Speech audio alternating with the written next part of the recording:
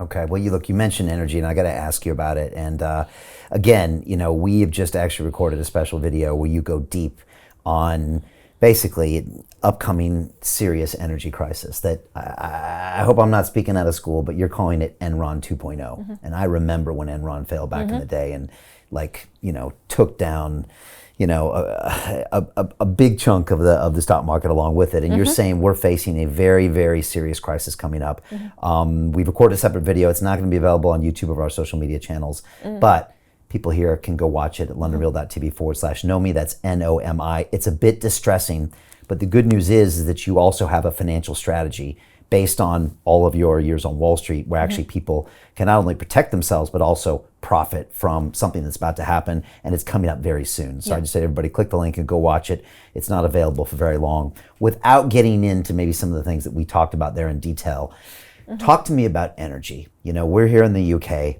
so that means we're very close to Ukraine, Russia, Germany. All of these people are dealing with crises. I know you've been up and down the country talking to real people on the streets worried about their electricity bills, how they're going to stay warm this winter. I'm thinking about my own family and what we're going to have to deal with. And we live on an island here, but I mean, the U.S. has also got real issues as well. And you got power outages in California. So what do you tell people when they ask you about what's going to happen with energy? So I've never been someone, despite the titles of my books, I never want to be that person that scares people. I want to explain what's going on so that they can actually do something about their situation. Now, in the case of energy prices, what I've heard from a lot of people, particularly in the UK, and this is not dissimilar in the United States, is that, well, we don't get a lot of our natural gas from Russia, like, for example, Germany does. So how come our bills have basically quadrupled, our electricity bills, in the past year? Like, how did that happen? Like, we understand there's a supply thing, there's Ukraine, there's Russia, there's pipelines that aren't sort of on, but why is it so bad? And another thing is, we have gone in the UK to a lot of renewable energy outside of natural gas that powers electricity. So how come those prices are higher too? And the reality is, and this is something that's really important for people to understand, and this is why the energy crisis is more than just how much it costs to heat your homes or your businesses.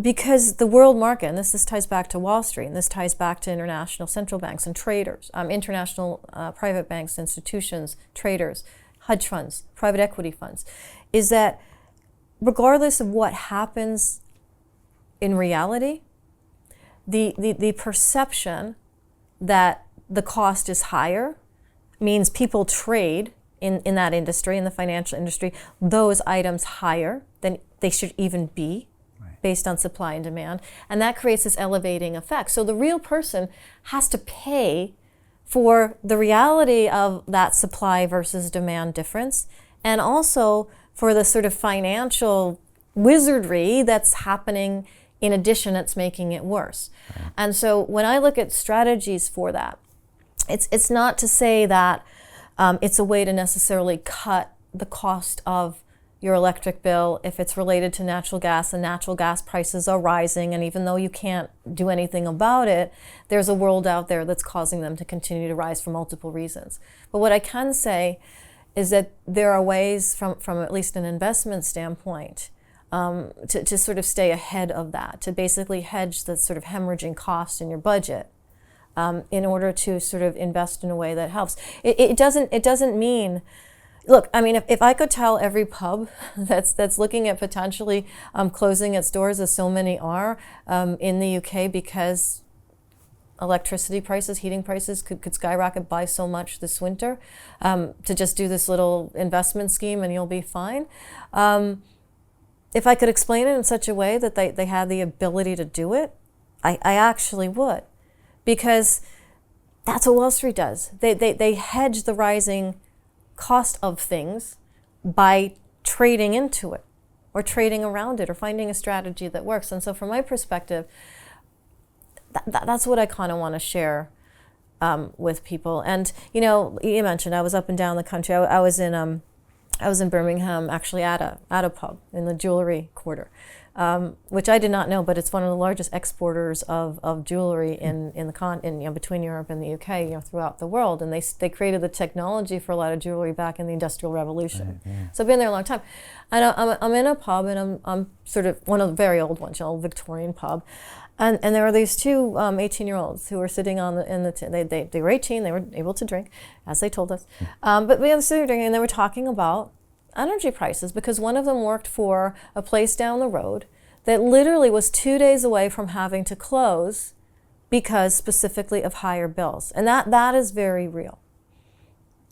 Yeah, and you cover, I think, some of these strategies on this video that we went through, which is LondonReal.tv/Nomi.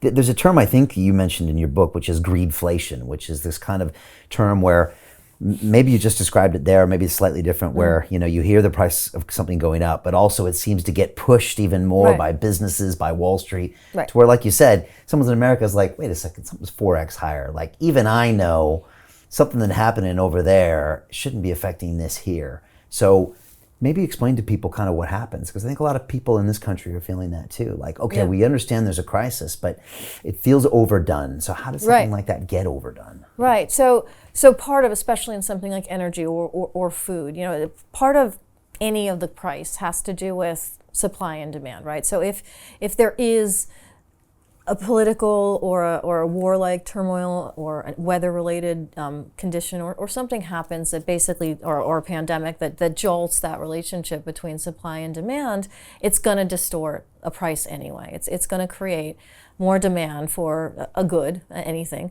food, energy, that's not as readily available is going to cause that price to go up. And that's kind of basic supply and demand in economics, and that's all very wonky. But where Wall Street comes in, where the financial industry comes in, where trading comes in, where sort of the global markets come in, is that idea of seeing that prices are going up for a real actual reason, and we're going to pile into those prices from a trading perspective, because we're just going to ride this wave that's out there anyway.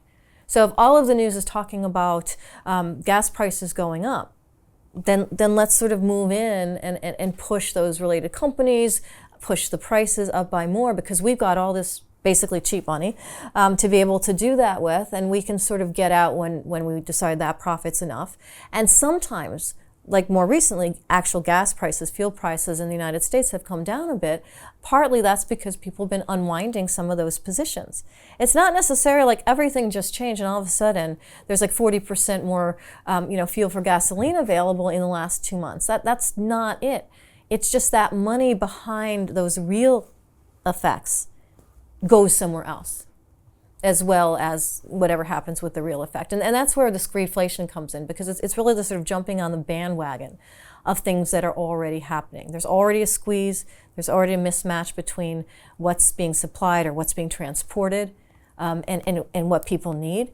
But this extra kind of price appreciation is often because of the global markets being global financial markets and pushing some of that price up by more. Hey, it's Brian Rose, founder of the DeFi Academy. I've told you my 4-week crypto bootcamp is amazing, but don't take my word for it. This is what my students are saying. The DeFi Academy was an amazing experience for me. It took me totally out of my comfort zone. In this course, I was challenged, I was held accountable, and pushed to do things that honestly weren't always easy. It's been phenomenal, and I can't believe we're already up on our 4 weeks. It has flown by. Going through this DeFi accelerator by far was one of the best courses I've taken. You do this course, you really get into the nitty-gritty of the activities that will make you comfortable with decentralized finance.